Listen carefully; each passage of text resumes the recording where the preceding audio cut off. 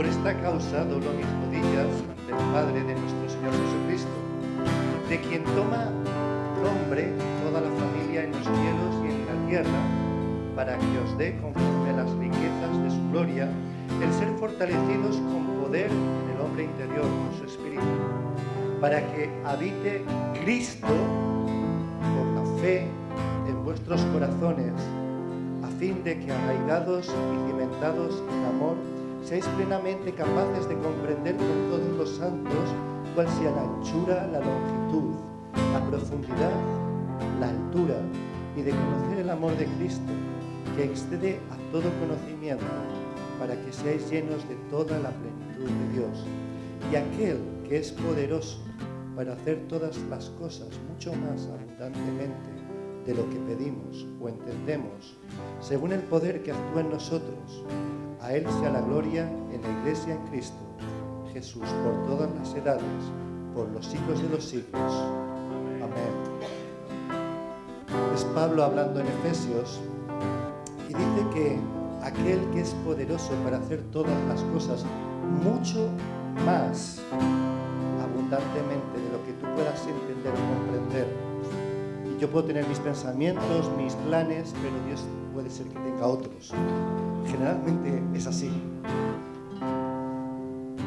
Pero yo creo que una de las claves aquí es para que habite Cristo en vuestros corazones. Yo no sé tú, pero yo en las últimas semanas estoy sintiendo el deseo de orar por esta iglesia. A lo mejor hace tiempo que no lo tenía tanto, pero es algo que creo que no viene de mí, sino que es algo que Dios está poniendo en los corazones. Me gustaría que pudiéramos tener un tiempo ahora, y no quiero que te quedes a solas, sí, como en privado, no voy a orar solo yo con mi Dios. No, somos una comunidad de fe, y Pablo insiste en esto muchas veces en sus cartas. Sois una comunidad para que habite Cristo en vosotros, no en ti solamente, sino en vosotros. Así que intenta buscar a alguien, y yo te quiero proponer 3 motivos. ¿Te acuerdas de María? No la de las Escrituras, sino la que vino la semana pasada. Me gustaría que pudiéramos tomarnos en serio el desafío de orar como iglesia. Y hay una serie de países, y fíjate que nos estaba hablando de orar por Corea del Norte. No sé si lo recuerdas. Vamos a tomarnos este mes de febrero para clamar por los creyentes y los no creyentes en Corea del Norte. ¿Y qué me toca a mí? Eso está muy lejos.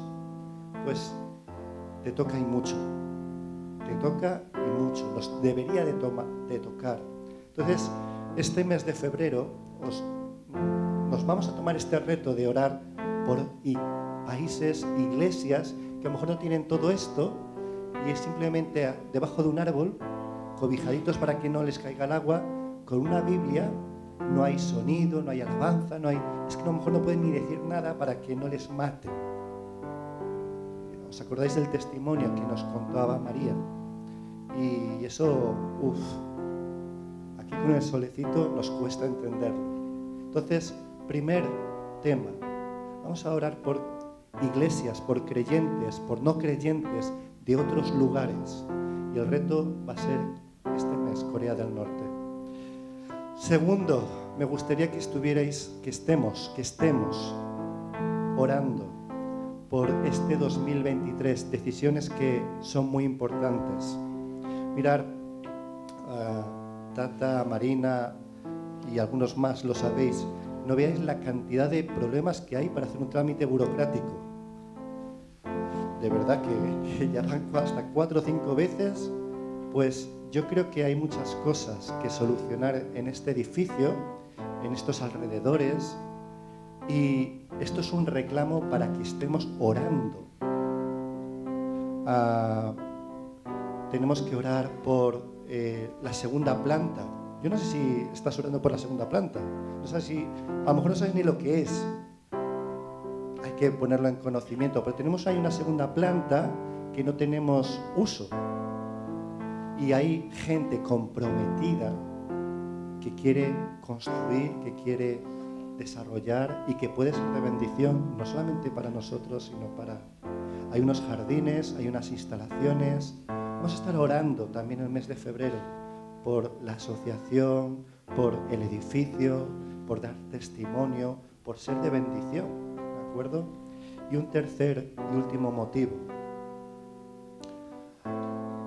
Esto es un poco fuerte. Yo no sé cómo está tu matrimonio y tu familia y tus hijos. Pues creo que estamos teniendo guerra. Creo que la palabra es guerra, ¿eh? No es unidad, es guerra. Si no estás orando por tu esposa, por tu esposo, aunque sea difícil, si no estás orando por tus hijos, si no estás orando por tus hermanos, no ya no de fe, sino en la sangre, por tus sobrinos, tenemos que orar por las familias, por los nietos, nietas. ¡Wow! No veas lo que está ocurriendo. Entonces, que hay suficiente, ya, no, podríamos seguir el listado, pero no vamos a marear. 3 motivos este mes de febrero. Corea del Norte, creyentes, no creyentes, conversiones, liderazgo allí, nos tiene que tocar. Segundo, este edificio, estas personas que están aquí. ¿Sabes que hay gente que está haciendo gimnasia aquí, que está llevando karate, que está llevando... no son creyentes? Tenemos que orar también por ellos, interceder por ellos. Y a lo mejor solamente tienes que venir un día por aquí y ves a alguna gente, oye, déjame contarte mi testimonio o quiero solamente orar. Tú no lo vas ni a entender, pero yo voy a orar por... no sé, algo. Te animo a que vengas. Tercero, esta comunidad está en guerra. Matrimonios, hijos, nietos, sobrinos. Mírate a los ojos, míralos a los ojos. Porque es una batalla, es una guerra, ¿eh? Es una guerra. Y si el otro no me importa, pues creo que es un desafío que podemos estar orando. Entonces, vamos a buscarnos, búscate. Vamos a tomarnos unos minutos. Busca a alguien. Aquí hay 2 adolescentes, iba a decir 3, Dani también está adolescente. Aquí hay gente que quiere orar contigo en la alabanza. Allí hay gente también. Aquí está Dara, está Ruth, está Samuel, está Patricia. Aquí también hay gente, pues yo no te voy a decir lo que tienes que orar al Padre. Clama. Corea del Norte. Este edificio, las personas que están trabajando y las familias.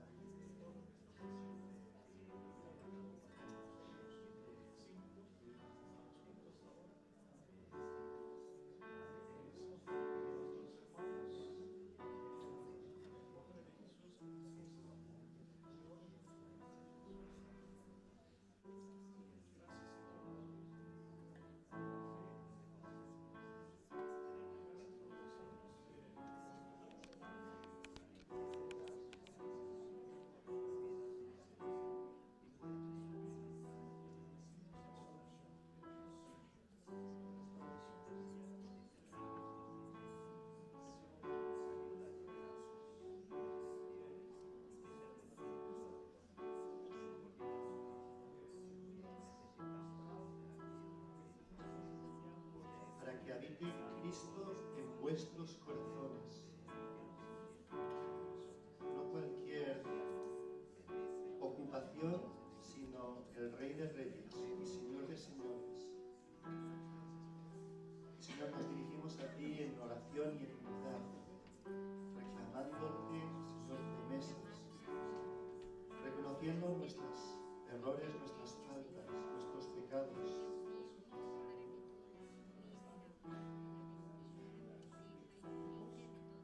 Tu palabra dice que clamemos a ti y tú nos vas a responder incluso cosas que están tan escondidas, tan secretas.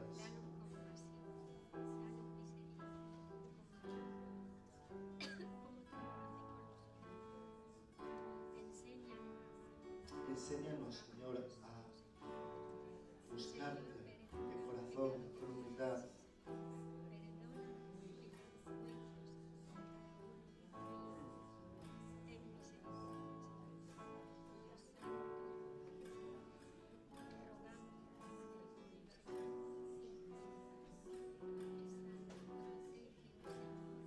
Y Señor, en esta mañana yo quiero levantar mi oración en lo público, no solamente en lo privado, sino en lo público por este país, por este territorio,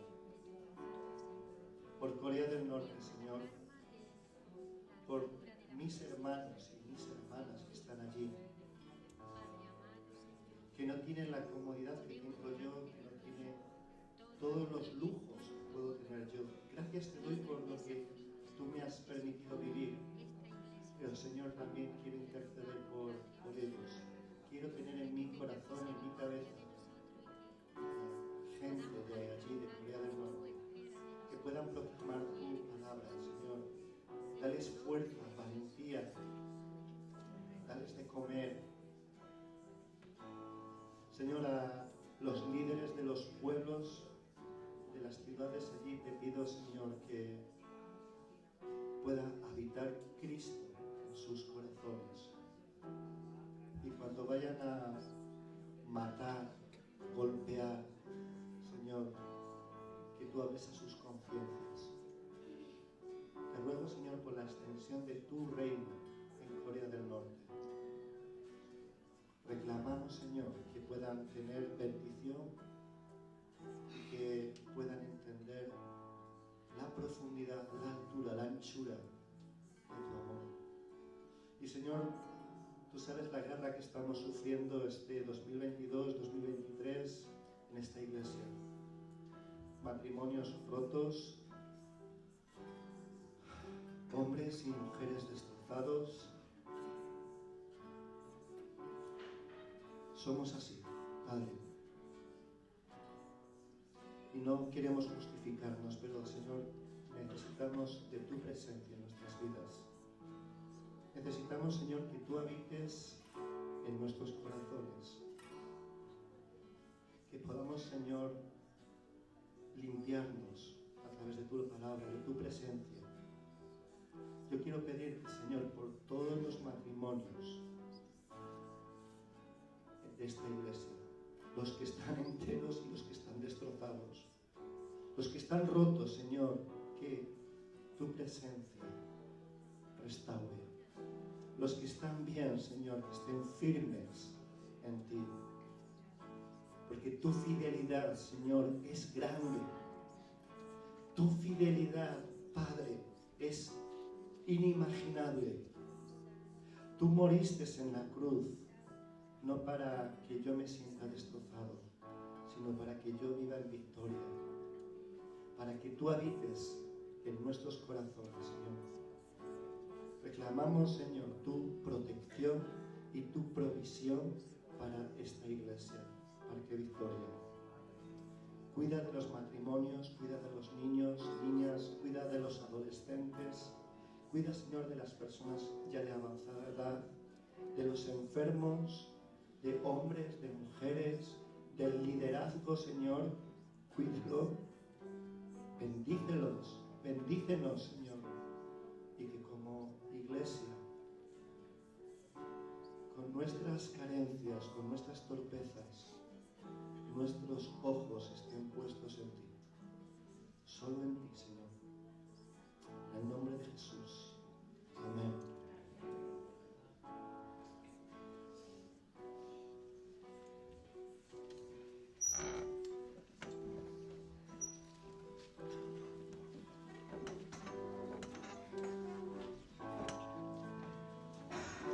Vamos a aprovechar para lanzar la ofrenda.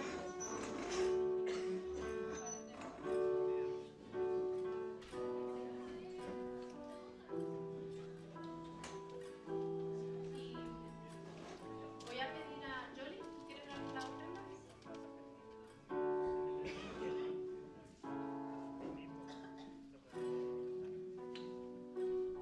Bendito Señor y Padre nuestro, Dios Santo, te rogamos, Dios mío, te rogamos por esta ofrenda, Señor, que tú la multipliques, la bendigas, la cuides, la guardes, la protejas y que sea de mucha bendición para esta iglesia, Señor.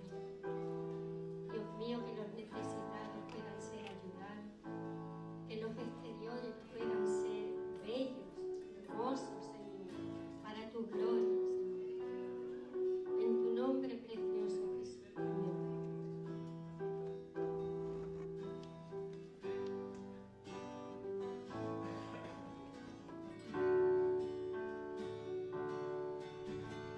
Tu fidelidad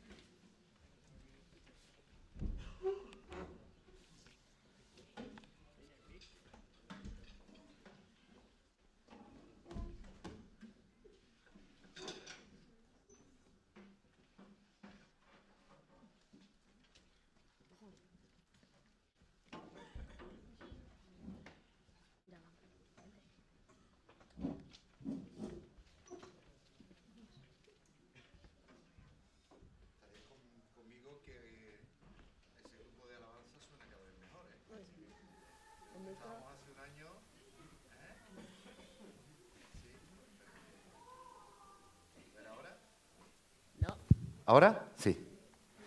Bueno, pues yo estoy muy agradecido y no solamente por la sensibilidad del oído musical, sino por ver cómo Dara, Ruth, hoy ha sido el primer día para Samuel con su guitarra, Patri, cómo ellos se están mostrando disfrutar de lo que están haciendo, ser instrumentos, ser vasijas para que el Señor facilite que todos nosotros podamos estar en la presencia del Señor y podamos estar haciendo que nuestras voces, nuestros pensamientos, nuestras preocupaciones, pero sobre todo lo que el Señor pone en nosotros y a través de nosotros sea un olor fragante, suba a la presencia del Señor para su gloria y honra.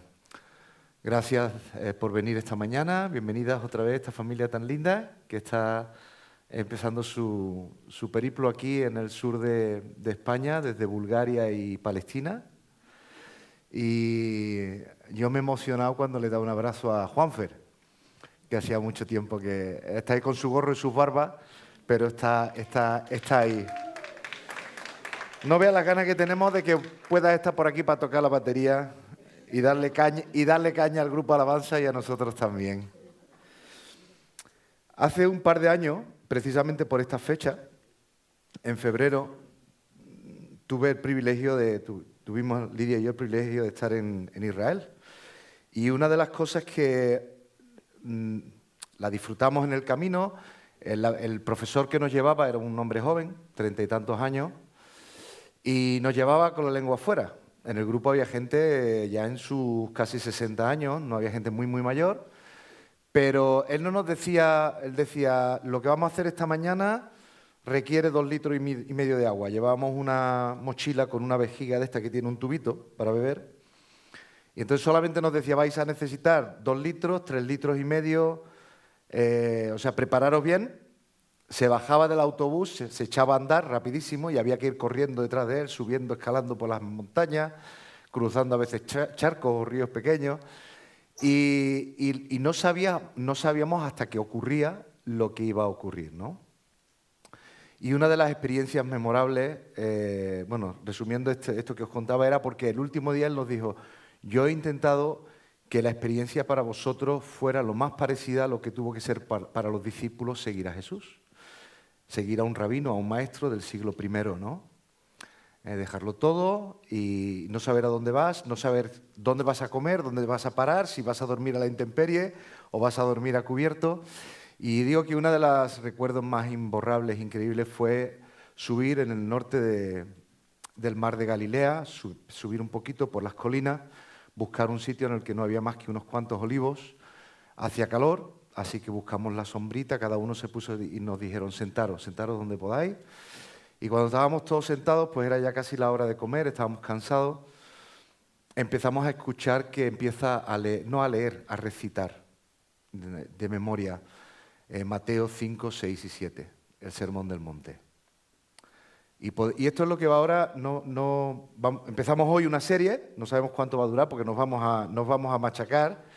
No voy a ser yo solo el que esté llevando la palabra en ello, pero empezamos una serie de 12 predicaciones sobre el Sermón del Monte. Nos va a salir el Sermón del Monte por las orejas, por todas partes, como nos ha salido antes el Salmo 23 y la oración de Jesús.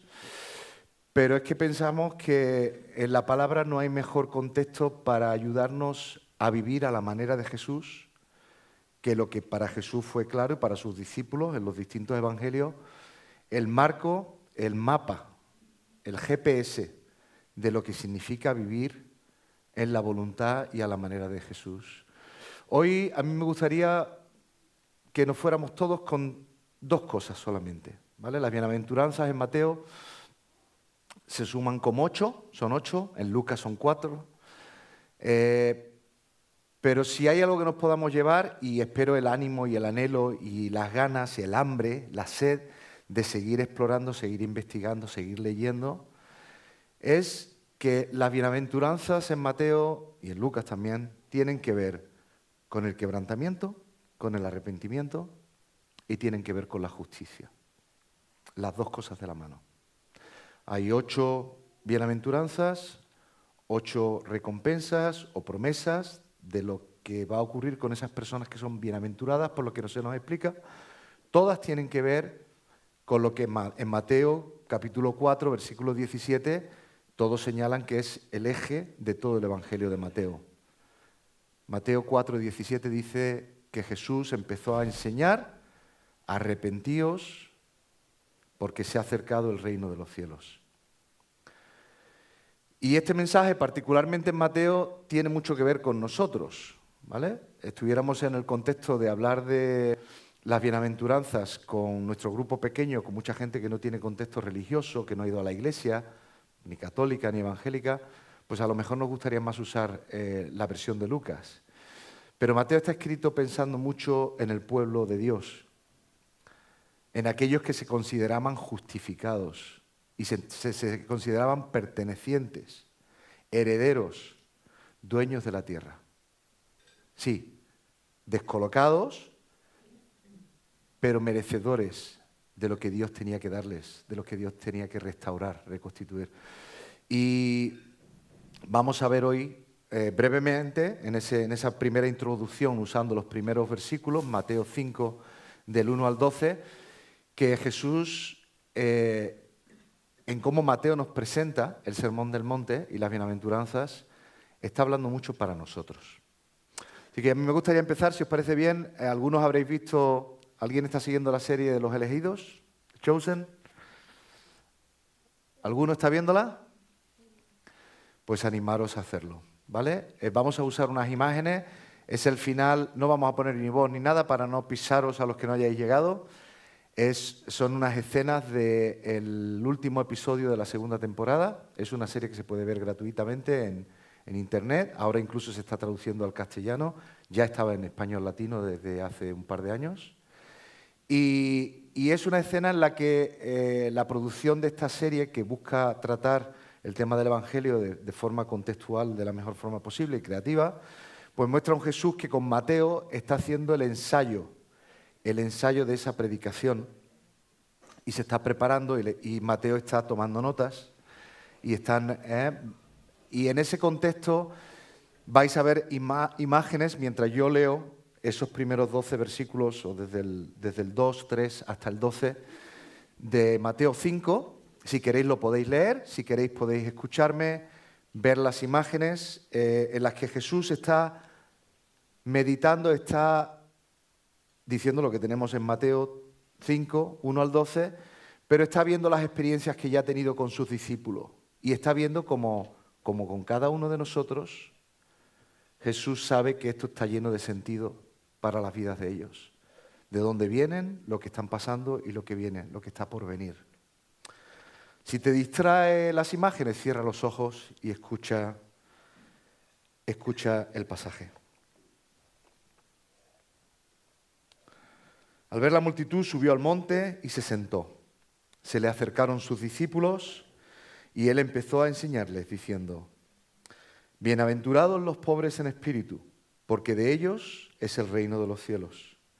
Bienaventurados los que lloran, porque ellos recibirán consolación. Bienaventurados los mansos, los humildes, porque ellos recibirán la tierra por heredad.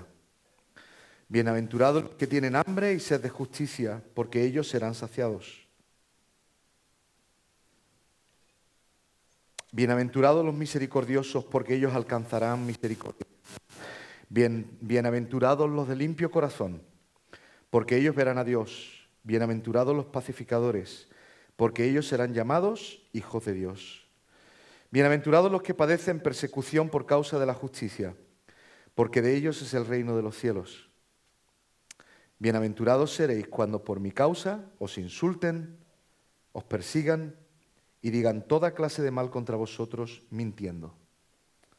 Gozaos y alegraos, porque vuestra recompensa es grande en los cielos, pues así persiguieron a los profetas que vivieron antes que vosotros. Hasta aquí la palabra del Señor. ¿Cómo, siendo sinceros, ¿vale? Y me valen respuestas aquí a viva voz en el grupo. ¿Cómo definimos hoy a una persona suertuda? Que le van bien las cosas. Una persona que tiene dinero. ¿A qué tipo de personas admiramos? Que tienen éxito. A ver, yo viendo a mis hijos, pues cuando ven a uno de estos youtubers en una silla de e-gaming, diciendo cómo lo ganan fácilmente, tratándose con la gente famosa, organizando eventos en los que participan millones de personas a través de las pantallas. ¿Qué más? ¿Cómo definimos el...? A mí me viene siempre, pensando en esto, me venía esas escenas que vemos los días de la lotería. La lotería, ¿no? Ha tocado y ¿qué vemos? No sé si habéis estado cerca o os ha tocado algo alguna vez o habéis estado cerca de alguien, pero vemos descorchando las botellas de champán. Hay alegría, la gente está pegando botes. Y lo celebran tanto los que han recibido los millones, o se les ha dicho que se los van a dar, como los vecinos, la familia, los amigos. ¿No? Se sale, se come juntos, se salta de alegría. Fijaos que curiosamente Lucas, aquí hemos cerrado el pasaje, vamos a hacer a veces comparativas con el Antiguo Testamento porque está lleno este pasaje de citas contextuales con el Antiguo Testamento, pero también entre los evangelios. Lucas habla que eso que hemos dicho al final, gozaos y alegraos, Lucas dice, saltaréis de alegría. Literalmente dice, estaréis pegando brincos. A nosotros no nos cuadra que lo que hemos leído ahora es de estar pegando brincos. No. ¿Ah? Por una razón, Lucas, que tiene muy claro, tanto en Lucas como en Hechos, que el Evangelio, que la presencia de Dios, que Dios nos haya elegido, que Dios nos haya llamado a su reino, tiene que ver con poder y tiene que ver con transformación. Y no hay poder y no hay transformación desencarnada de todas estas cosas que hemos dicho, que nos hacen bienaventurados. Pero volviendo un poco otra vez al ejemplo, ¿quiénes son los admirados? ¿Quiénes son esas personas felices, bendecidas? ¿Quiénes son los que son dichosos? Nos levantamos por la mañana y vemos al que se pasea con un Tesla delante de nuestro coche, que si es que lo tenemos, porque a lo mejor está en el taller, o escuchamos de quién, ¿vale?, va a comprarse su tercera vivienda cuando no estamos llegando a finales de mes. ¿Qué concepto hay en nuestra retina, en nuestro pensamiento y en nuestro día a día de lo que nos hace o hace a otros personas admirables, suertudas? Pues Jesús nos dibuja un mapa de lo que eso significa para nosotros. Vamos a ir, si os apetece, a lo que los que estaban escuchando esto sentados allí alrededor de Jesús, lo tenían muy claro aquí, y muy claro en la retina desde su infancia, porque lo habían estado memorizando desde niño. Sabéis que los hebreos, hasta los 5 años, no había otro cole que en casa memorizar la escritura, y a partir de los 5 años los varones seguían estudiando sus matemáticas, todas las cosas que tenían que estudiar en una sala contigua a la sinagoga. Las niñas no tenían esa oportunidad, tenían que seguir desde casa. Pero lo que vamos a leer ahora en Levítico era una cuestión de conocimiento común. Aquí y en la retina cultural, social, estaba muy claro. Cuando ellos están escuchando a Jesús leerles o recitarles estas bienaventuranzas y hacerles los recordatorios y llevarlos en profundidad y ampliarlos, ellos tienen claras cosas como esta. Vamos a, si os parece bien, a Levítico 18, los primeros 4 versículos. Si alguno tiene por ahí, lo puede buscar. Curiosamente, y no es el único momento en el que tenemos textos parecidos en la ley de Moisés, pero en este caso, en Levítico 18, está en el contexto de la pureza sexual. Son mandamientos de Dios para el pueblo de Israel, que acaba de salir de Egipto, que ha vivido por generaciones esclavo de un pueblo ajeno, pagano, y que tiene el llamamiento de llegar a la tierra prometida, donde hay otra serie de pueblos que tienen costumbres muy distintas a los que Dios quiere, lo que Dios puso para la humanidad en el jardín del Edén, y el pueblo, nosotros, pues hemos ido desobedeciendo y desatendiendo constantemente. 18:1 dice: habla a los hijos de Israel, yo soy el Señor vuestro Dios. No haréis como hacen en la tierra de Egipto en la cual habitasteis. No haréis como hacen en la tierra de Egipto en la cual habitasteis. No haréis como hacen en la tierra de Canaán, a la cual yo os conduzco. Ni andaréis en sus estatutos.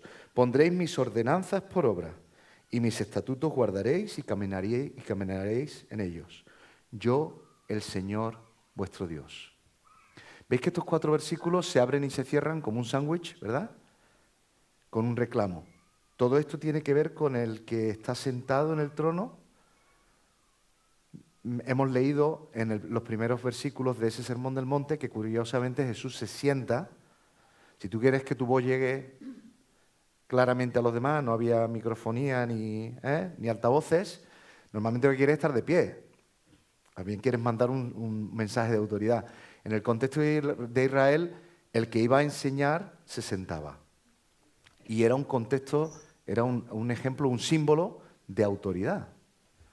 Dios está sobre el trono de su soberanía, sobre la creación, sobre el universo y sobre la vocación y a lo que ha llamado, de lo que nos ha rescatado y donde nos ha puesto, hacia donde nos ha dirigido. Dice: yo soy el Señor, yo soy el Señor. No harás como has vivido, de dónde vienes, no harás ni seguirás aquellas costumbres que están donde vas, que no son lo que yo te pido. De nuevo, otra cosa para que veáis es que en Mateo 5 vemos como esas bienaventuranzas, versículo 3, versículo 9, se abren y se cierran con unas palabras comunes. Porque de ellos es el reino de los cielos. Versículo 3, versículo 9. Porque de ellos es el reino de los cielos. Nuestro arrepentimiento, en nuestra ruptura, en nuestra necesidad de Dios, en nuestra obediencia a lo que el Señor nos llama, conecta con la justicia, con la soberanía, con el poder de un Dios que nos recuerda: soy yo el que te llama, soy yo el que os ha elegido, yo soy vuestro Dios.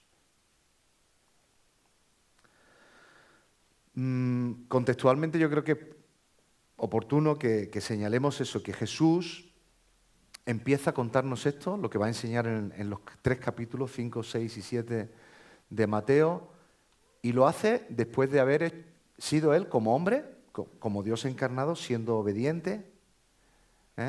¿Cómo lo ha hecho? Ha pasado por toda su formación, ha vivido un trabajo, un oficio como cualquier otro hombre, ha acompañado a su padre a las canteras de una ciudad, todos piensan que a 10 kilómetros de donde creció Jesús, Nazaret, entre Nazaret y Capernaum, se estaba construyendo la capital romana en Israel, y Jesús posiblemente tuvo la oportunidad de acompañar a su padre, a José, a trabajar en construcciones, aprender de economía, aprender de relaciones, escuchar las historias de eso por lo que hemos orado hoy, de las dificultades en las relaciones, del agravio y del agotamiento de estar sometido una vez y otras como pueblo, ahora a los romanos. Y Jesús ha pasado por la tentación, Jesús se ha bautizado delante de todos, ha ido a las aguas del bautismo, siendo, y hago aquí el inciso y el anuncio, nos gustaría en breve poder hacer unos bautismos. Hay 2 o 3 personas que están pidiendo confirmación sobre ello. Jesús, que no lo necesitaba, nos enseña que debemos de ser obedientes y bajar al bautismo como adultos, hacerlo diciéndole a nuestra familia, a nuestros vecinos, a nuestros amigos, que queremos seguir a Jesús, que lo hacemos de una forma firme, decidida, con un compromiso, y Jesús lo hizo como ejemplo para todos nosotros. Jesús había hecho todo esto, había empezado a elegir a sus discípulos, y ahora los sienta, dice que los sienta a su alrededor, y cuando todos están sentados empieza a contarles. Y les da este mapa. Estos primeros 12 versículos del capítulo 5 son tu GPS. Hoy día ya no usamos los mapas. Yo ahora, con la biblioteca de mi padre, sabéis que estoy subiendo a Madrid, entre otras cosas me toca poner en orden la montaña de documentos, de papeles, de libros que mi padre ha dejado, y a él le encantaban los mapas. Tenía mapas de todos los colores, de todas las épocas. Necesitamos mapas para vivir. Ahora vamos al móvil y ponemos la dirección o le decimos llévame a tal sitio y evidentemente hay un trabajo hecho y si no hay unas instrucciones no podemos llegar al punto donde tenemos que llegar. Estas bienaventuranzas, Jesús muy intencionalmente, en la apertura de lo que son esos 3 capítulos de enseñanza, que son fundamentales en lo que Él nos ha dejado para que vivamos a la manera que Él quiere, son claves para nuestro día a día, para lo que necesitamos. Versículo 3, los pobres bienaventurados, los pobres en espíritu. Si queréis vamos rápidamente también a Isaías 61, 1 al 3. Seguramente alguno, incluso, Jerónimo, si no de memoria, ¿sabemos dónde estamos yendo? ¿De qué habla ese pasaje? Es una pista. Jesús había enseñado sobre este pasaje y es uno de los puntos claves de su comienzo del ministerio. ¿Eh? La primera predicación de Jesús, cuando se le da a leer el libro de la ley, Uh-huh. en la sinagoga, y dice, estas cosas se han cumplido hoy delante de vosotros. Exactamente.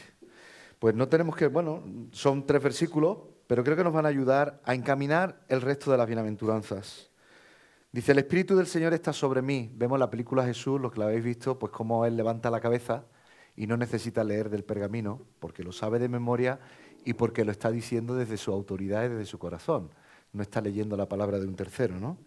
El Espíritu del Señor está sobre mí porque me ha ungido el Señor, me ha enviado a predicar buenas nuevas a los pobres, a vendar a los quebrantados de corazón, a anunciar libertad a los cautivos y a los prisioneros apertura de la cárcel, proclamar el año de la buena voluntad del Señor y el día de la venganza del Dios nuestro, a consolar a todos los que están de luto, a ordenar que los afligidos de Sión se les dé esplendor en lugar de ceniza, aceite de gozo en lugar de luto, manto de alegría en lugar del espíritu angustiado. Serán llamados árboles de justicia, plantío del Señor para gloria suya. ¿Cuántas palabras han salido aquí en 3 versículos que rellenan de un comienzo a un final lo que hemos leído en las bienaventuranzas, ¿verdad? Los pobres en espíritu. ¿Quiénes son los pobres en espíritu? ¿Quiénes son los pobres en espíritu?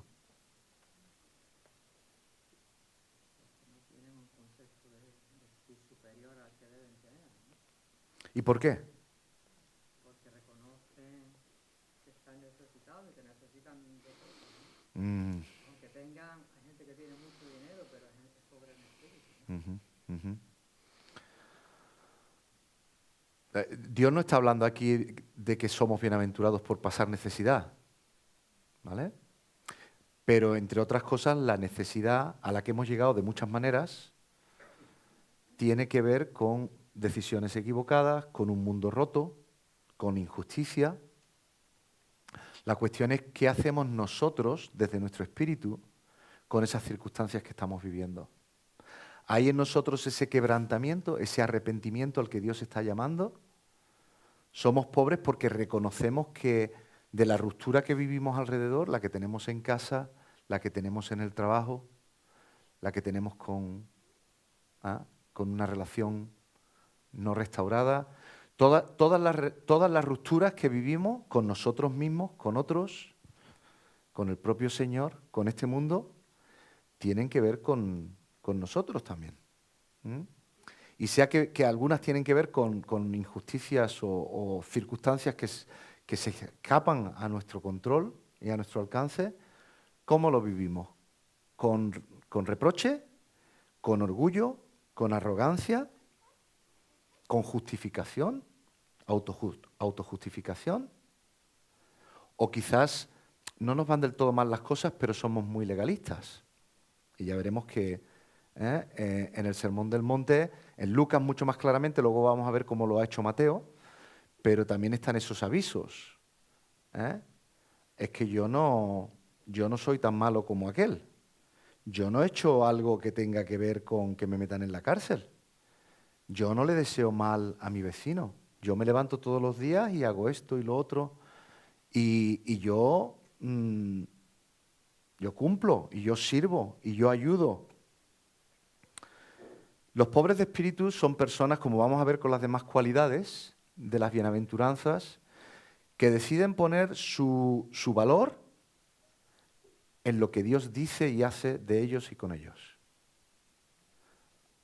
Hay inteligencia, hay carácter, hay esfuerzo, hay entrega, hay generosidad, pero todo lo que tienen lo viven en la humildad y en esa pobreza de espíritu de decir, yo sé que sin mi Señor no soy nada. Yo sé quién sostiene mi depósito. Y yo sé que me traiciono a mí mismo, yo sé que me falto a mí mismo, y yo sé que en mi corazón roto no hay lo que hace falta para que yo pueda servir al Dios vivo. Bienaventurados los que lloran, versículo 4. Hemos leído últimamente en varias predicaciones, hemos visto en Esdras y en Nehemías, cómo en ciertas situaciones el simple hecho de escuchar la palabra de Dios llevaba al pueblo, a las personas mayores, a los líderes, a los sacerdotes, pero también a los niños, a los matrimonios, a las familias, las llevaba a una ruptura de llanto. No me tienes que contestar aquí, no tienes que contestar. ¿Te has visto en esa situación de un quebranto profundo? Todos dicen que hay aquí dos posibles interpretaciones y yo creo que las dos de la mano. Nuestro llanto, nuestro quebranto puede ser por nuestro pecado individual, nuestro pecado colectivo, por la convicción de que con ello estamos afrentando a Dios, la convicción de que estamos avergonzados de algo que hemos hecho, de una manera en la que estamos viviendo, pero nuestro llanto también puede ser por la opresión. ¿Vale? Hemos estado orando por Corea del Norte. Personas que tienen a sus familiares, a sus hermanos, tíos, sobrinos, padres en el otro país de al lado y llevan 3 décadas o más sin poderlos ver. Personas que por el simple hecho de tener en su posesión unas hojitas de un evangelio pueden pasar el resto de su vida en la cárcel o perder la vida. Son ejemplos extremos. Pero a veces vivimos cotidianamente situaciones de injusticia, de abuso, en los que se nos rompe el corazón o las vemos que están ocurriendo con personas a nuestro alrededor. Entonces, ese llanto que a veces, cuando realmente tiene que ver con nuestra imposibilidad de sí pedir perdón, y es una de las cosas que la Biblia desde el Antiguo Testamento deja muy claro, es cuando hay un pecado, hay que restaurarlo, hay que restituirlo. Pero el quebranto nuestro a veces no tiene consuelo. No tiene consuelo en lo que nos explican, en lo que nosotros podemos explicarnos a nosotros mismos. Y ese llanto sin consuelo es el que el Señor está diciendo aquí, bienaventurados los que lloran, porque ellos recibirán consolación. Estamos en nuestros quebrantos, estamos llorando, mirando en la confianza de que el Señor quiere y puede y va a consolarnos. Sabemos muy bien que las bienaventuranzas llevan normalmente a las personas, a nosotros, a dos respuestas. La más típica es, esto era Jesús, esto es imposible. Que me diga quién es el guapo que puede vivir todo esto íntegramente. La otra es, bueno, pues ya cumplimos.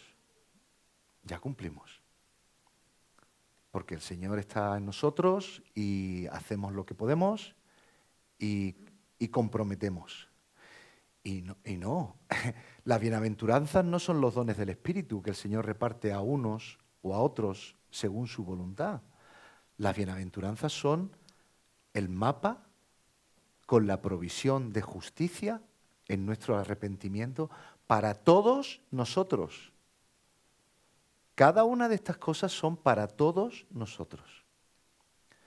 Provisión de dirección en el contexto de nuestro arrepentimiento individual y colectivo, y apelando a que nuestra justicia es estar justificados en el Señor, en la justicia soberana de nuestro Padre.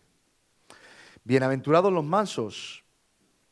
Si queréis vamos también a un capítulo muy conocido por muchos de vosotros y que seguramente os anima a menudo, en Salmo 37. Salmo 37, otra vez, ¿alguno puede saber ya de qué estamos pensando aquí? ¿Quién no ha pasado la vida en la iglesia y ha aprendido alguno de estos versículos, verdad?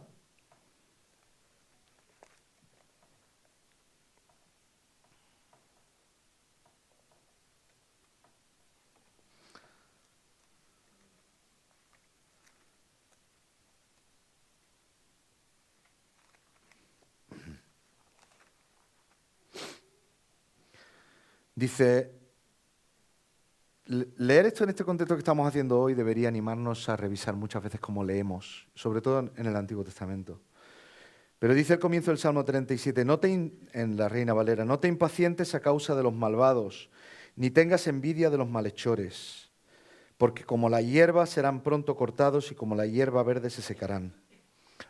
¿Quiénes son los malos y los malhechores? ¿Quiénes son los malvados? Yo desde niño he leído este salmo pues pensando en las personas malas, la de las pelis de poli bueno y poli malo, ¿eh? El malo, el oscuro, el que en las películas de mi tiempo pues perdía al final, siempre no le salía nada bien, ¿no?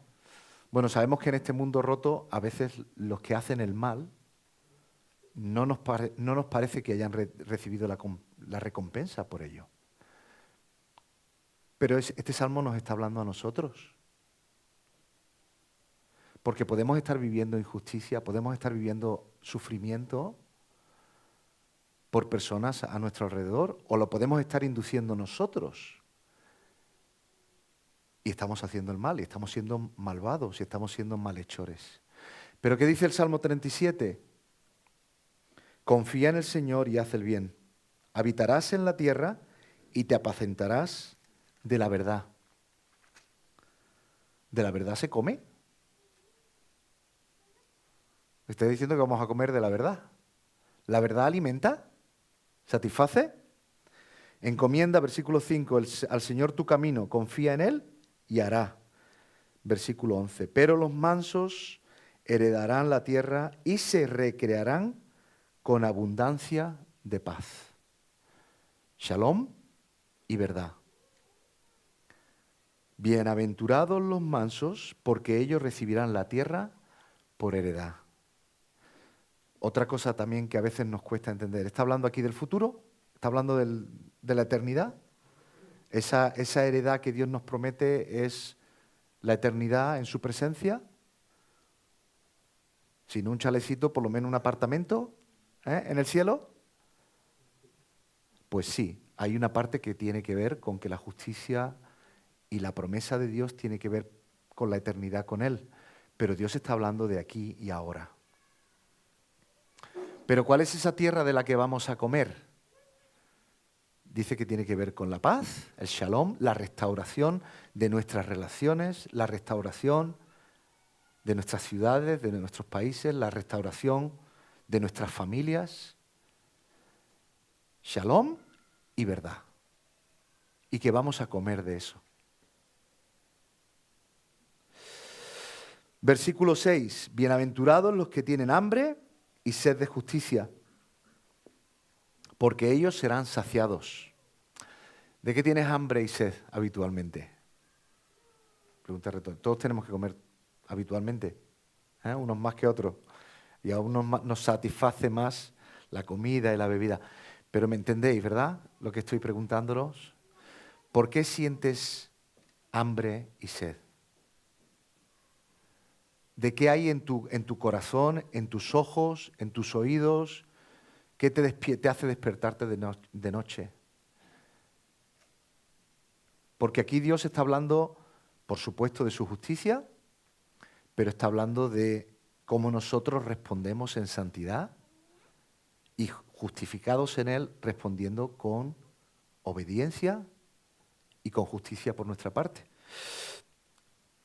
A mí me abordaba mucho en esta parte esa oración de Jesús, ese Padre Nuestro que estuvimos trabajando tanto, en la que Jesús nos enseña a decir: perdónanos, Señor, nuestras deudas, nuestras ofensas, así como nosotros perdonamos a los que nos ofenden.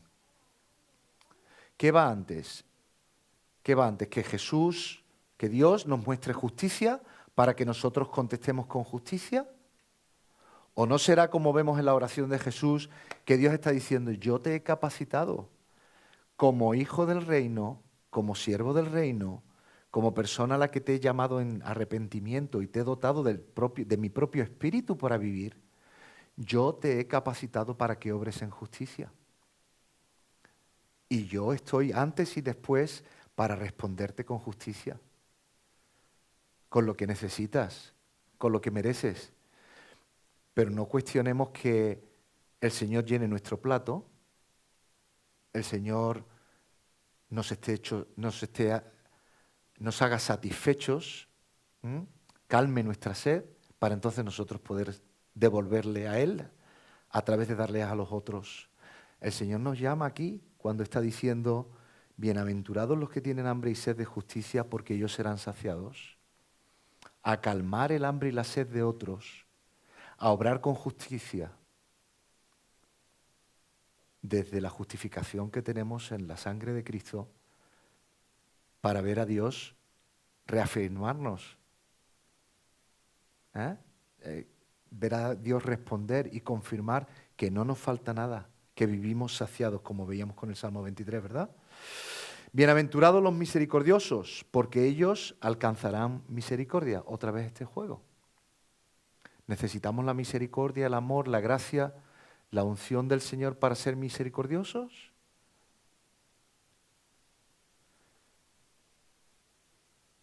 ¿Qué suele abordarnos cuando no hay justicia? ¿De qué nos entran ganas? Tanto cuando cosas nos están ocurriendo a nosotros, ya veo por ahí alguna carilla. Venganza. Me la has hecho. Ya tocará.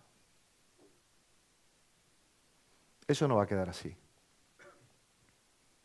Y por supuesto, como somos criaturas religiosas, decimos: bueno, el Señor pagará a cada uno. El Señor pondrá a cada uno en su sitio. ¿Qué le ocurría a Jonás? ¿Qué le ocurría a Jonás cuando el Señor lo llamó a ir a Nínive? Jonás era un profeta. Cogió el barco en el sentido contrario a donde tenía que ir. Y cuando estuvo delante de ver que Dios usó a un rey pagano y que redimió y perdonó a aquel pueblo, no podía soportarlo. Porque nos da rabia. Y sobre todo si no lo están haciendo a nosotros. Bienaventurados los misericordiosos, porque ellos alcanzarán misericordia. La venganza es del Señor. La justicia última es del Señor. No nos pertenece.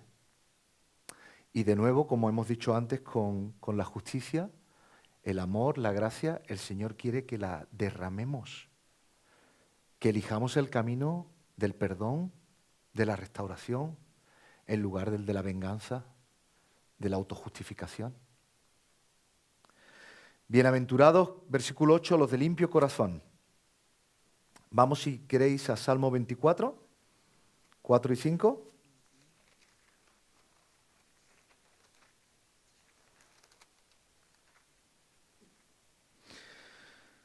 Otro que hemos cantado, ¿verdad? Unas cuantas veces también.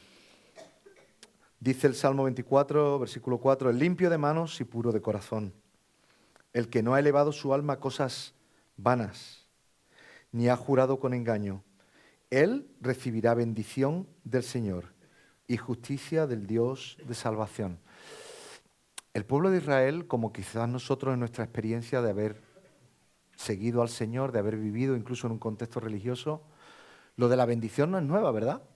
Esto de bienaventurado, pues Abraham recibe la promesa en Génesis 12, la Biblia está llena, porque están esas dos cosas. La justicia rota en este mundo que nos pasa, la opresión que vivimos, la esclavitud a la que a veces sin merecerlo estamos formando parte, y está nuestro pecado. Y el pueblo de Dios constantemente está teniendo que recordar que esto tiene que ver con un corazón que agrade a Dios, tiene que ver con un espíritu pobre, arrepentido. Estamos hablando aquí de pureza, de santidad. ¿Qué significa eso hoy para nosotros? Nosotros no tenemos que venir aquí el domingo, no hay piscinas ahí a las afueras del edificio para hacer nuestros ejercicios rituales y lavarnos. ¿Y de qué hay impureza? ¿De qué hay falta de santidad en nuestras vidas? ¿Qué miramos? ¿Qué vemos? ¿A qué damos juego? ¿Dónde está nuestro corazón? ¿Dónde está nuestra dicha de pensar en lo que es admirable? ¿A quién merece la pena seguir? ¿Quién es la persona de éxito? ¿Cómo me gano lo que me merezco? Etcétera, etcétera. Bienaventurados los de limpio corazón, los puros, los santos, de nuevo, en la santidad y en la pureza que nos puede dar Dios. Porque ellos verán a Dios, al Rey de Gloria. Bienaventurados los pacificadores. Proverbios 17:1, hemos leído antes.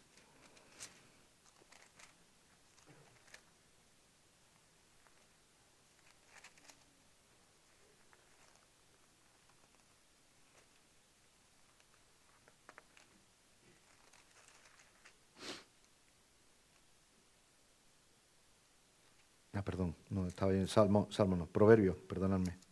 Proverbios 17:1. Mejor es un mendrugo seco en paz que una casa de contiendas llena de provisiones. Veo muchos, ¿no? Como los proverbios están llenos de la sabiduría popular, de las circunstancias que hemos vivido. Mejor es un mendrugo seco en una casa en paz. Pues sí, la paz es una cosa que escasea en nuestras propias mentes cotidianamente y, por supuesto, con las personas que pasamos más tiempo y con las que tenemos más roce, las que nos conocemos más profundamente, con las que tenemos más complicaciones para vivir ese shalom. Así que el Señor nos llama a todos. Esto no es un don especial para que tú te hagas sociólogo, psicólogo, mediador de las Naciones Unidas. El Señor nos llama a todos a ser mediadores de paz. Mediadores de paz. Con nosotros mismos en relación a nuestra integridad con Dios, con todas las personas que tenemos alrededor, nuestros hijos, nuestros hermanos, nuestros cónyuges, los vecinos, el trabajo. ¿Cuántas situaciones cotidianas tenemos, pregunta, en las que hacemos así? ¿Es más sencillo echar la vista a un lado? ¿O simplemente yo hago mi parte? Yo he cumplido con mi parte. Pero ponerme ahí en medio, hacer una pregunta difícil, apelar a la verdad en una situación en la que hay resistencia a esa verdad. Bienaventurados los pacificadores, porque ellos serán llamados hijos de Dios. Leyendo esta parte y meditando, lo que más me asaltaba es el testimonio. El testimonio.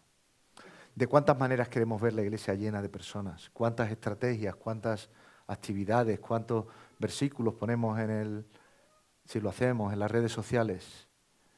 ¿Qué mayor poderoso de nuestra pertenencia al Señor como hijos de Dios que ser pacificadores? De no tener vergüenza y no escatimar el poder ser malentendidos y de que nos llevemos la afrenta y que nos den una colleja y que salgamos escupidos y que salgamos malentendidos, despreciados, pero haber hecho todo lo posible por ayudar a una restauración, a una reconciliación, a paz. Bienaventurados los que padecen persecución por causa de la justicia, porque de ellos es el reino de los cielos. Ninguna de estas cosas que hemos leído aquí, ni de circunstancias ni de carácter, nos van a hacer populares. Ninguna. Ninguna. Esto no significa que hay muchas personas a nuestro alrededor, y esto es lo que acabamos de leer ahora mismo, que cuando nosotros vivimos como siervos del reino, cuando nosotros vivimos con dignidad y con integridad y con valor a lo que el Señor nos está llamando aquí, hay muchas personas mirando y viendo. No te vas a enterar quizás. Pero la llamada a arrepentíos, el reino de los cielos se ha acercado. No es que nosotros, si nos va bien, si somos inteligentes, si somos listos, si le dedicamos a la iglesia más horas, nosotros vamos a hacer que el reino haya llegado. El reino ya está aquí. Pero nuestra integridad en vivir cada una de estas cosas va a ser una herramienta de poder en las que personas van a ser sacudidas con la necesidad de ver su propio quebranto, de ver su propio arrepentimiento, donde las personas van a decir, no quiero ser el youtuber, no quiero ser el que tiene la tercera vivienda, yo quiero ser como fulanito, como menganito. Yo quiero vivir el llanto, la afrenta, la ruptura, el quebranto, lo quiero vivir como veo a esa persona hacerlo. No está siempre dando botes, aunque a veces incluso sí, pero yo quiero eso. ¿Ah? Dice en el resumen, versículos 11 y 12, dice, bienaventurados seréis cuando por mi causa os insulten, os persigan, os digan toda clase de mal contra vosotros, mintiendo. Cuidado, creo que todos estamos teniendo claro que a veces pasan estas cosas, no tiene que ver con lo que hacemos representando al reino de los cielos y al Señor, ¿no? Pero estáis leyendo lo que yo, ¿verdad?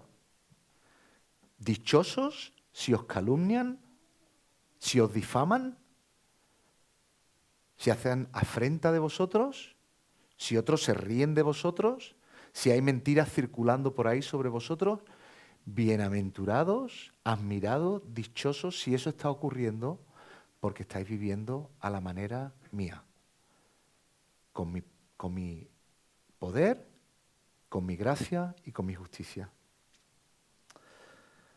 Ni más ni menos que estos versículos nos llevan a aprender y a vivir el gozo de vivir en obediencia a Dios a la manera de Jesús. Yo quería antes de terminar, y no lo vamos a tocar, os lo dejo ahí como ánimo y le pido a Patrick que si quiere se vaya acercando. En Mateo 23 os decía al principio que a veces vemos que ciertos pasajes en los evangelios nos parecen distintos y a veces incluso incoherentes, y no es así. Mateo arregló todo el material que tenía compilado de una manera, Lucas lo hace de otro, pero algo que no hemos leído en la versión de Mateo son las advertencias. Hemos ido antes a Levítico, ¿verdad? Y hemos leído unos avisos muy claros y un reclamo de que Dios es soberano sobre nosotros. Pero en Mateo 23, casi todo el capítulo, podéis ver uno por uno, y luego os puedo mandar los versículos si queréis, cada uno de los ay de vosotros, punto por punto con cada una de esas 8 bienaventuranzas. Ay de vosotros. De nuevo, cuando leemos en Mateo 23, pues lo que estamos viendo es a los escribas y a los fariseos. Y yo no soy uno de esos. Yo no les robo la pensión a la viuda. Yo no le pido al otro que vaya por la puerta estrecha y yo voy por la puerta ancha. ¿Quiénes son esos legalistas de los que habla Mateo 23? Porque la referencia aquí es el espejo, el lado oscuro de cada una de esas bienaventuranzas. Y aunque Lucas lo hace de otra manera, Mateo relaciona esas ay de vosotros a los más legalistas, en los sacerdotes, los escribas y los fariseos. Yo creo que tenemos que leer Mateo 23 muy conectado con lo que hacemos habitualmente para eludir, para evitar, para justificar, para no ser, no hacer lo que el Señor nos está pidiendo en este mapa.